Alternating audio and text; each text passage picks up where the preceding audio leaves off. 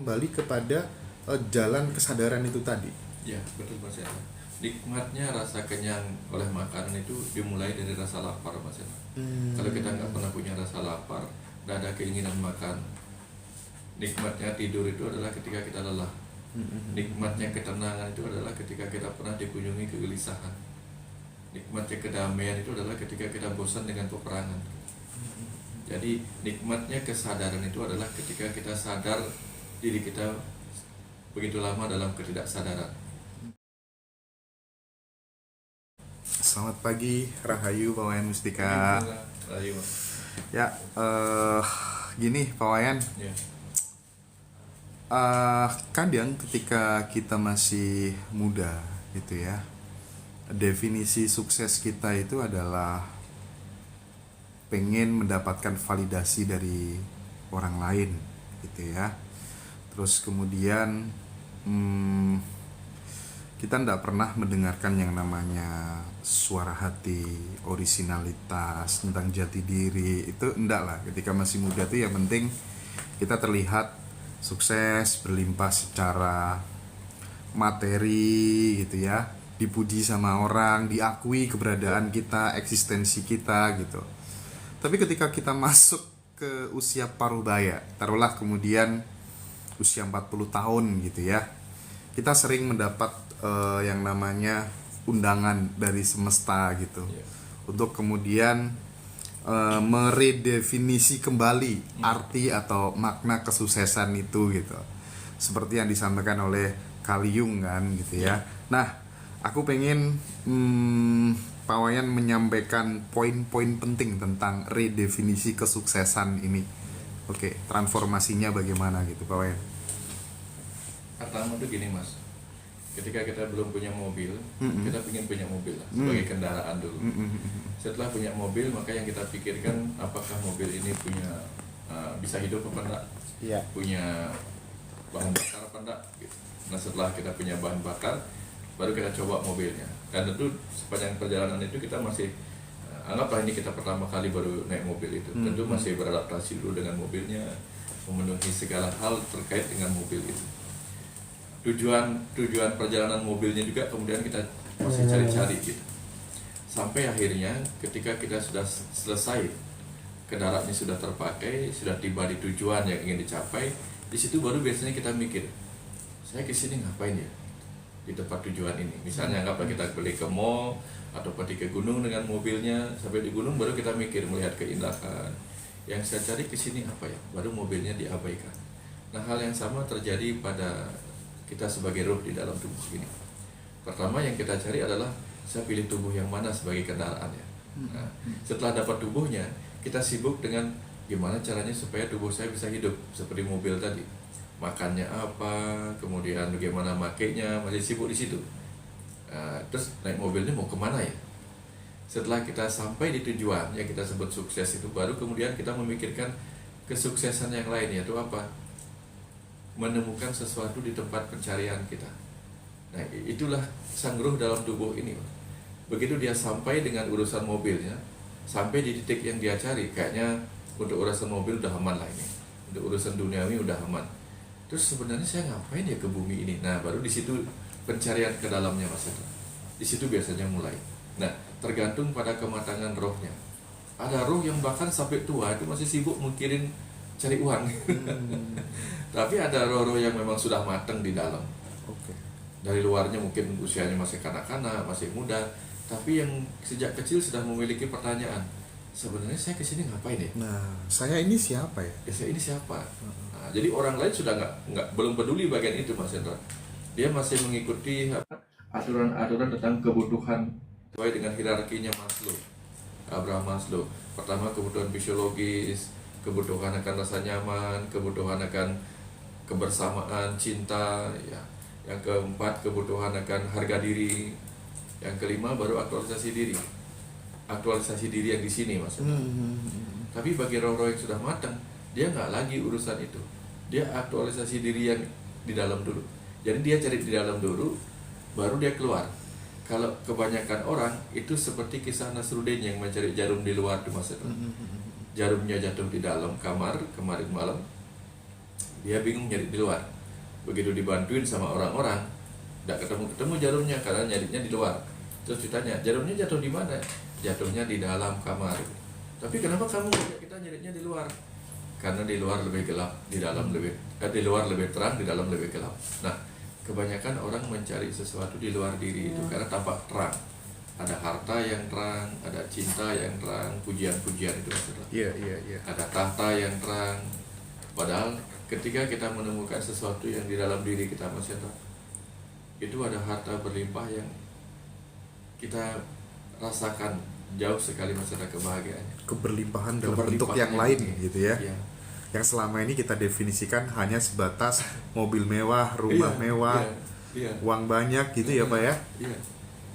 Ketika di dalam itu Mas Yeta, kalau sudah mencapai itu, kita merasa di dunia ini secukupnya saja. Karena apa? Di dalam itu saya orang kaya luar biasa. Kenapa orang kaya? Tubuh ini aja udah kekayaan luar biasa. Masing-masing mata udah nilainya berapa, masing-masing tangan nilainya berapa, itu kekayaan yang tak bisa diambil orang gitu. Terus ilmu pengetahuan itu kekayaan yang tak bisa dicuri pula gitu, ketika di dalam diri kita. Belum lagi dalam kesadaran itu Mas Hendra.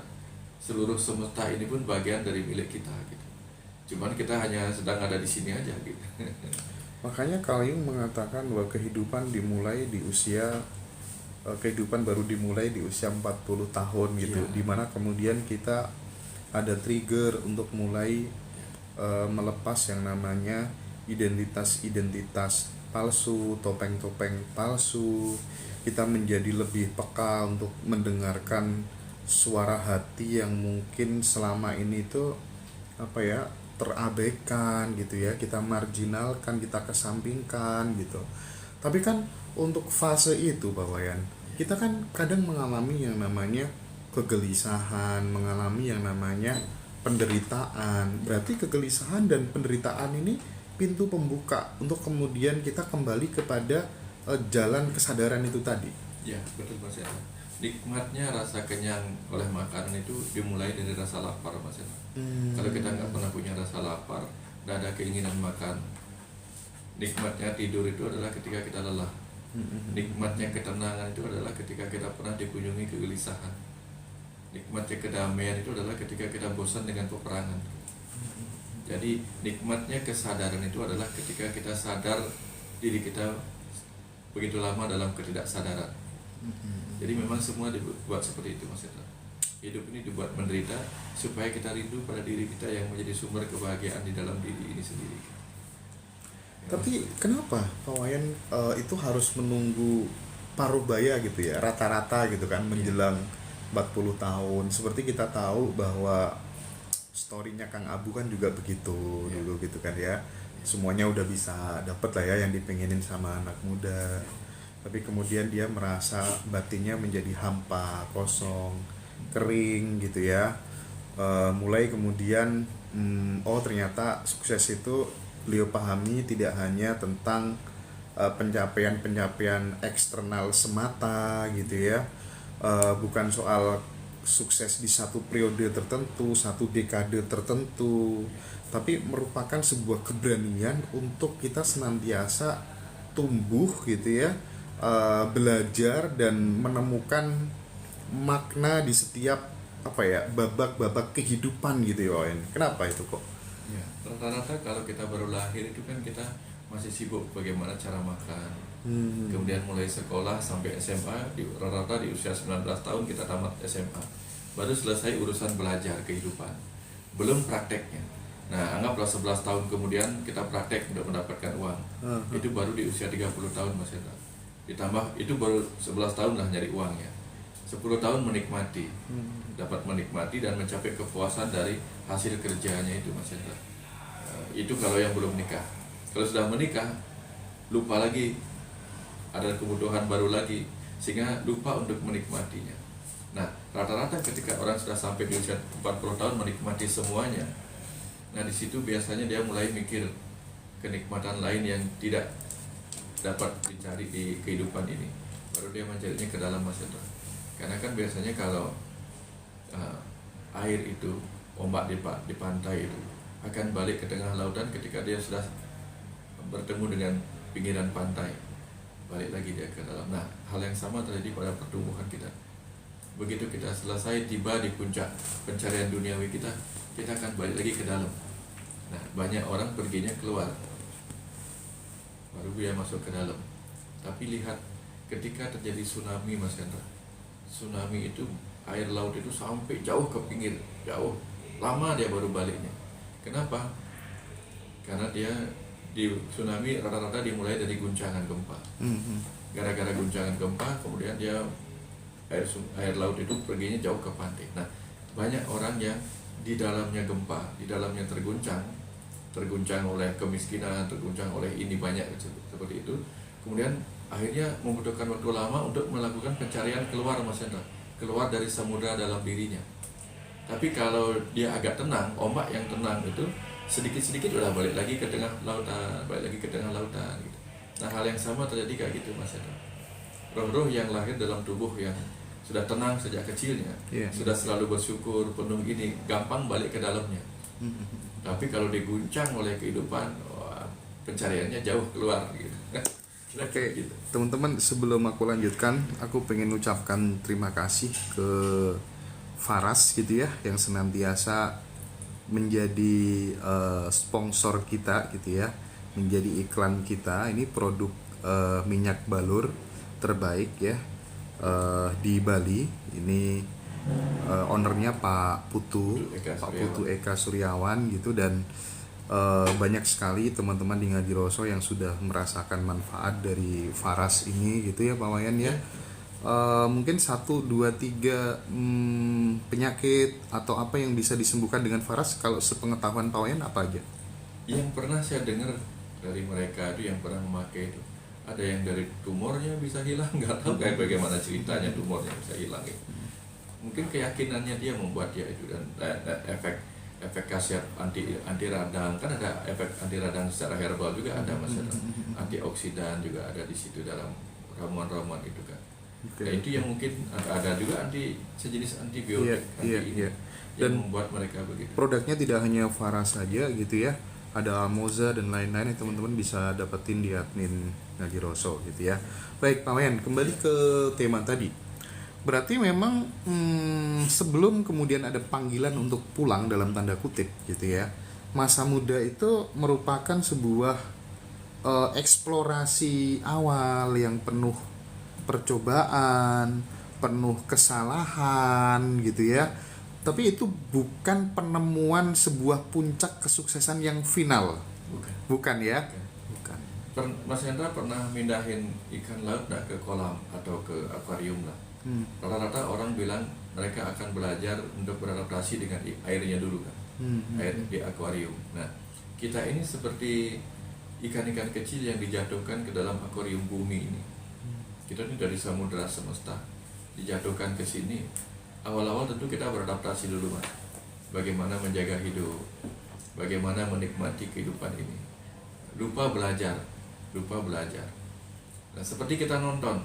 Kalau kita nonton film di bioskop, pasti yang pertama kita ingin lihat adalah bukan makna di dalam cerita itu, tetapi lebih baik ingin lihat bukan ceritanya juga, bikin pemainnya. Oh, kalau si ini main saya ingin nonton, apapun cerita filmnya. Tapi begitu kita masuk, berkali-kali kita nonton, baru kita mulai merenung, kayaknya ada pesan tertentu di film ini. Nah, hal yang sama terjadi di kehidupan ini, Mas.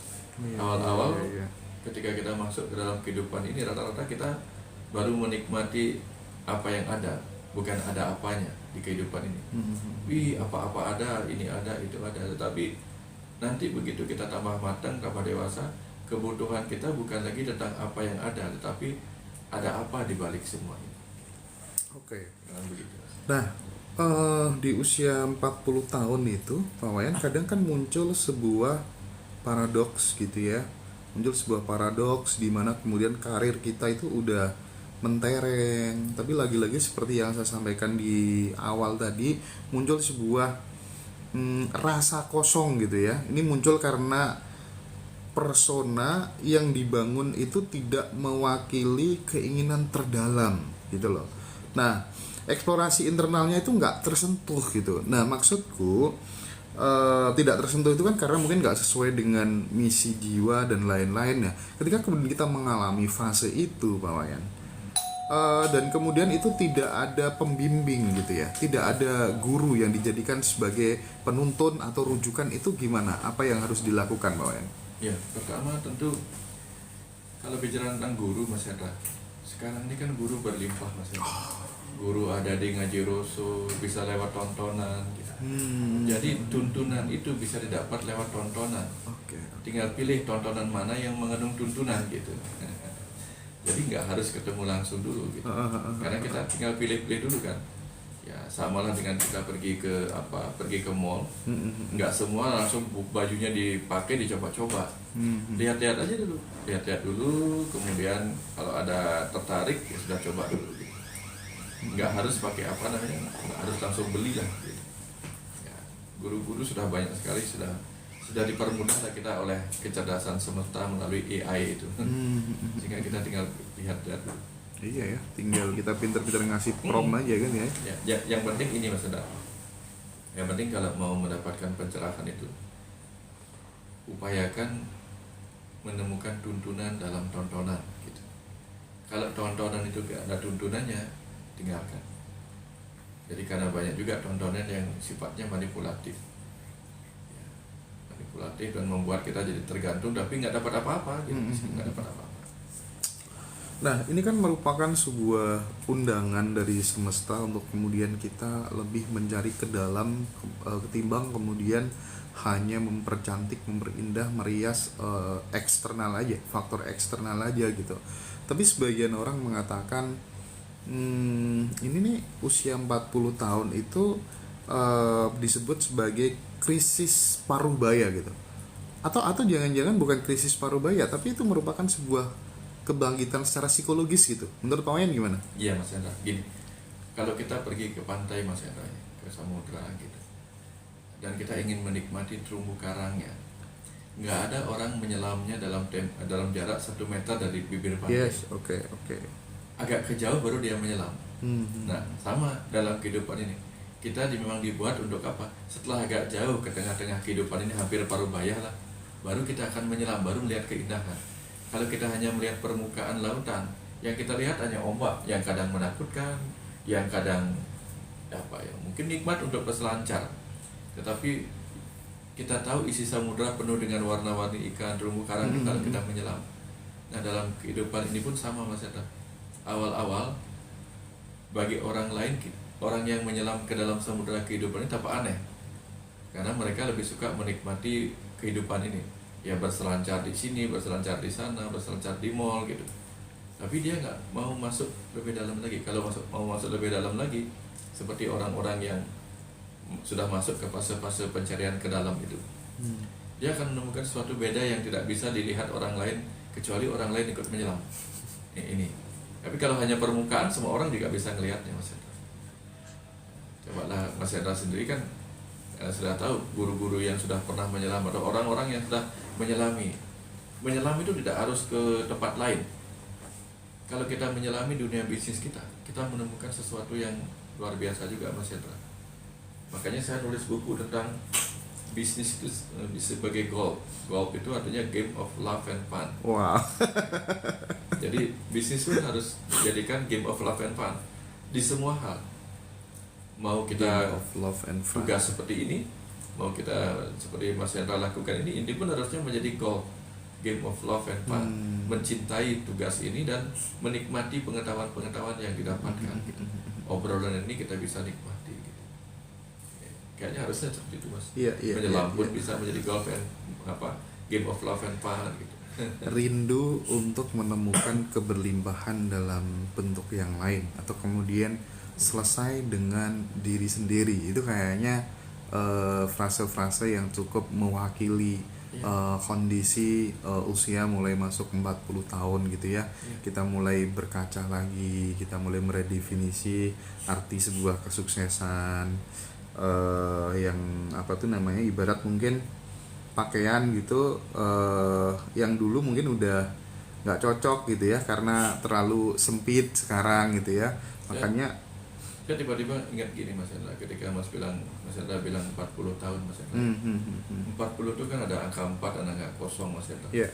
Dalam ajaran sedulur papat Mas Hendra, ajaran kanda 4 dimulai dari timur. Timur itu kemudian memberi angka namanya pertiwi. Dalam urusan material namanya Pancamahabhuta, dimulai dari pertiwi, benda-benda padat. Jadi di awal itu kita menyukai benda-benda padat, makanan, benda cair, minuman, benda yang ketiga cahaya, ibarat cahaya, kita menikmati cahaya-cahaya itu. Kemudian yang keempat yaitu udara, kita menikmati udara segar. Tapi yang terakhir di tengah-tengah diri kita itu disebutnya akasa atau ruang kosong. Jadi pada akhirnya setelah keempat-empatnya terpenuhi, 4 itu mencapai 0. 0 itu artinya sudah terpenuhi. Baru nanti kita masuk ke wilayah di mana kita ke dalam diri kita merasa kosong, merasa hampa. Ini kok kayaknya perlu terisi. Nah itu biasanya maksudnya. Jadi makanya banyak di usia 40 orang begitu. Life began at 40 gitu. Setelah saudara 4-nya terlewati semua urusan pertiwi, teja, bayu, akasa gitu. Sekaligus mengingatkan teman-teman yang di YouTube dan di TikTok yang mau mendapatkan buku-buku pawayan tentang Kandapat Tantra, Saat Semesta Bicara, Perjalanan ke Alam Kematian, Dialog Rahasia,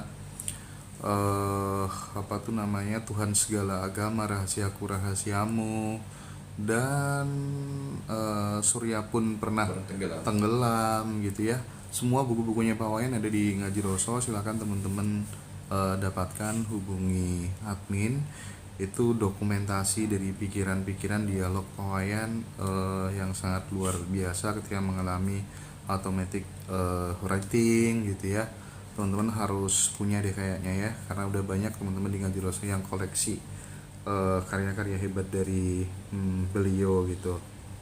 Nah, lagi-lagi ketika kemudian kita udah mengalami masa transisi itu pawayan, kita menjadi lebih punya semacam kayak kebijaksanaan untuk menggantikan sebuah ambisi yang kosong, kedamaian untuk menggantikan pencapaian yang semu.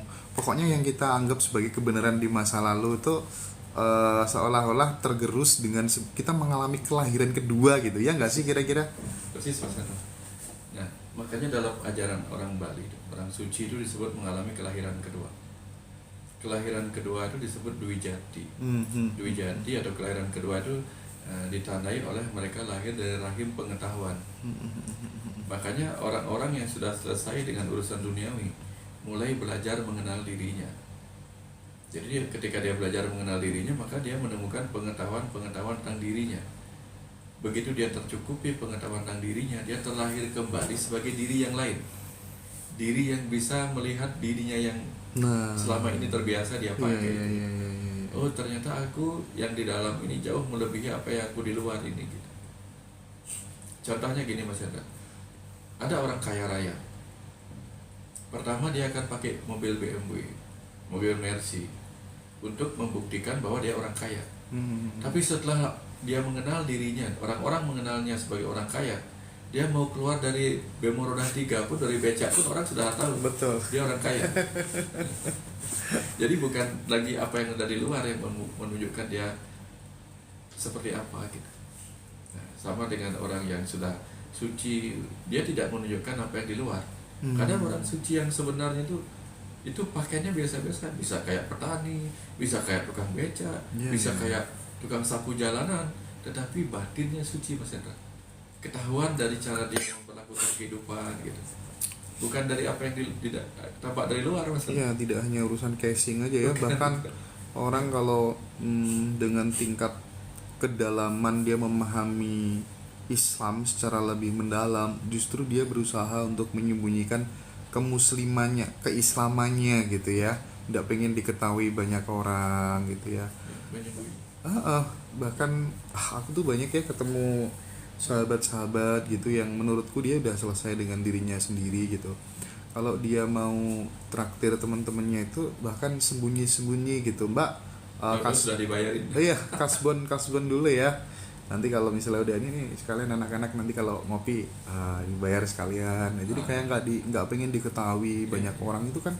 Sampai di level situ kan nggak gampang. Kita nih pengennya kalau berbuat baik kalau perlu dipamerkan, dikasih tahu kan ke banyak orang gitu kan.